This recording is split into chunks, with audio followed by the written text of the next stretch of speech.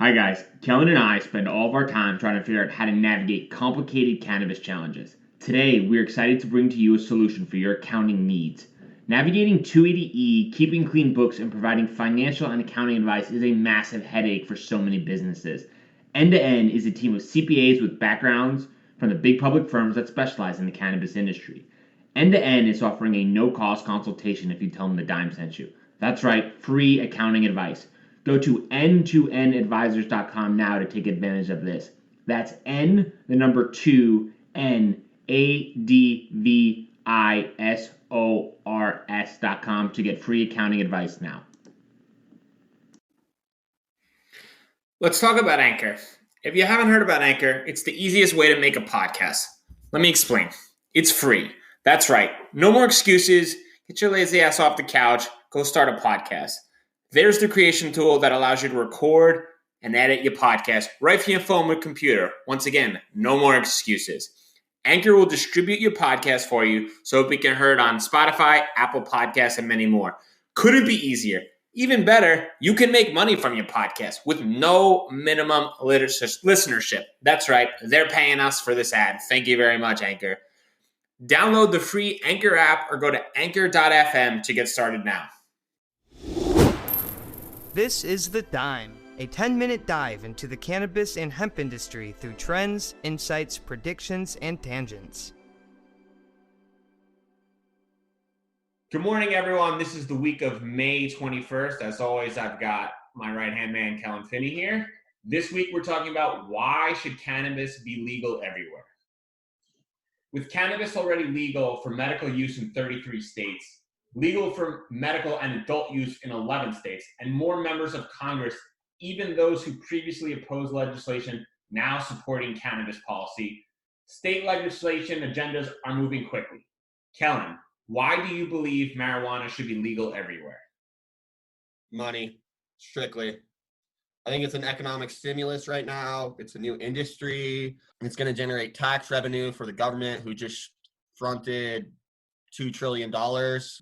It's also going to generate jobs for economies that are struggling to get back and going from the coronavirus. And I think that at the end of the day, it's a money situation, right? Like the drug war was started because of money, that all the US cash was leaving the country and getting stored in random countries outside of the US. And in order to get the money back, we started the drug war. And so I think at the end of the day, it is literally about money. You could make a good point, I think, about providing regulated cannabis to the masses. It's safer. I mean, people are already consuming cannabis nationwide, whether it's legal or not. There's a thriving black market that is very, very clear that it exists. And I think it would help California. There's a lot of other kind of angles you could take. But at the end of the day, I think it really, really just kind of boils down to money. I mean, I think it's a no-brainer.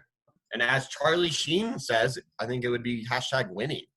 Back to you, Bryan. What do you think? You like my Charlie Sheen reference? Yes. That's very awful. Taking back the Charlie Sheen. It's been a while, right? I appreciate the Charlie Sheen reference. Caught me a little off guard, if we're going to be honest. But at the end of the day, I think it's spot on, right? I think people and politicians, it all comes back to money. And I think when politicians stand up in front of their people and they try to exude confidence that this economic time is going to change and that people will get back on their feet and move forward and people will find jobs, they're going to need to communicate a new way of life. And it all is going to come back to tax revenue and how they're going to generate jobs and opportunities. And it's going to have to be through creative thinking, and it's staring everyone in the face. And the more you hear about it, the more it's picking up steam that people are screaming, hey, we got to throw the old playbook out the window because we're in new times. 40 million people are unemployed. The government is just cashing out checks to everyone for stimulus. At the end of the day, it's going to need to recoup that money in taxes. And the greatest way they can do that is to tax the shit out of cannabis and give people something to talk about and a positive thought that this is the new era and we're going to go forward and figure out how to get people back on their feet. Next question. Give an argument that opposes marijuana that many may not realize. I can't. I thought about this a long time, and the challenging side of that question is opposes marijuana that many don't think of. I mean, it's tough for me because I've been in the space, right? Of course, we've been in the space for a while. And so I think we've probably heard every different angle associated with the opposition, just as part of being in the space. One thing that I did kind of come to that I guess is maybe not as public as it could be is that it is an intoxicant. And just with any intoxicant, there's going to be individuals who abuse it. At the end of the day, it does pose a risk for addiction and abuse, just like any other drug. People get addicted to sugar. I mean, I watched what was it? There was some random show I watched where this girl was addicted to eating chalk. So like people can get addicted to anything. And at the end of the day, it is a vice and an intoxicant that causes people to be inebriated. It does affect the way that you think, and it does affect your grip on reality. And because of those things, it poses a risk to a certain percentage of the population that genetically is exposed to those kind of things. I mean, there's people, it's well documented that if you have a record of schizophrenia, that you shouldn't consume cannabis. And so a lot of people may not know that, hey, that runs in their family. And yeah, cannabis becomes legal, and then they go out and they're trying to have a good time with their friends. And next thing you know, they consume it and it triggers schizophrenia with them. That could be really, really terrible. But I mean, that's just such a small percentage of the population that it's just, I just don't think that it has a lot of legs to stand on in terms of a opposing argument for cannabis. I mean, I don't know. What do you think, Bryan? This is a hard question. I struggled with it also. I think a lot of it's the unknowns, but I think with anything that's about to be completely overhauled, there's unknowns. But I would lean back on the research aspect and understand that a lot of what we think we understand, we don't. I think Ken Snoke of Emerald Scientific said it perfectly. We know nothing. And until we know something, many people will have opinions, but there won't be scientifically fact-based arguments. And until we get that scientific evidence, it'll continue to be opinions and unknowns. And I think it's going to take some time, which will be the biggest hurdle, in my opinion, to move forward. But I'm excited for the challenges and to see the research that comes out. And I'm confident that the results will speak for itself and that people will see that there are massive amounts more benefits than there are cons. So here's my favorite time, prediction time. What is the biggest hurdle that once it's overcome, cannabis will be federally legal? Banking.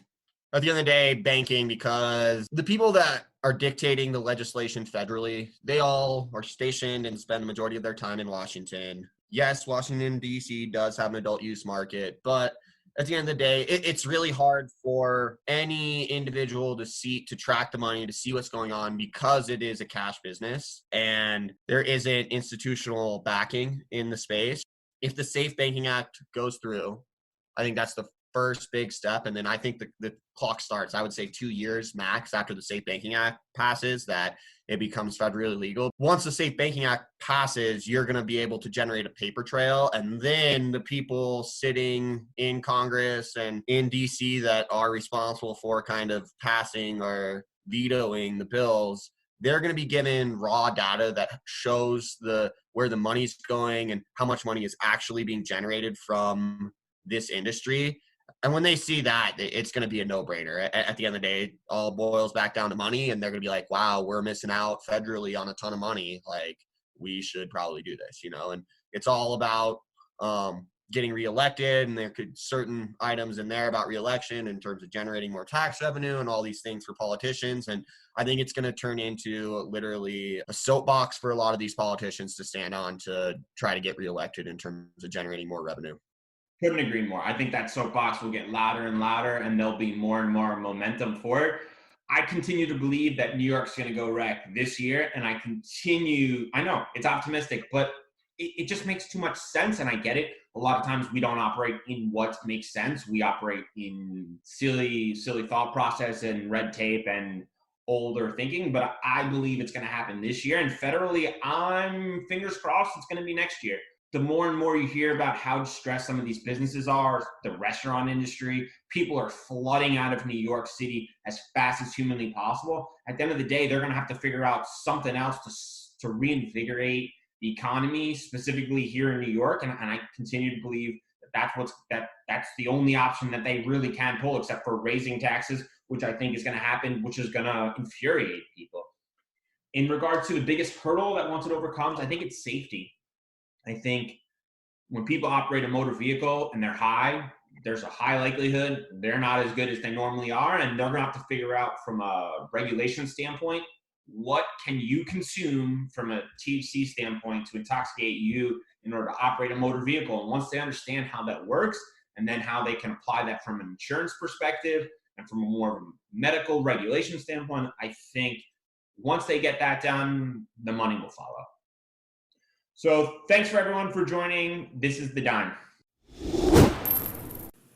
I'm Josh Kincaid, capital markets analyst and host of your cannabis business podcast, The Talking Hedge, and newest member on PodCon X. So come on over and check out The Talking Hedge. We talk about business news, interviews, investments, events, all that stuff. So come nerd out with me over at The Talking Hedge.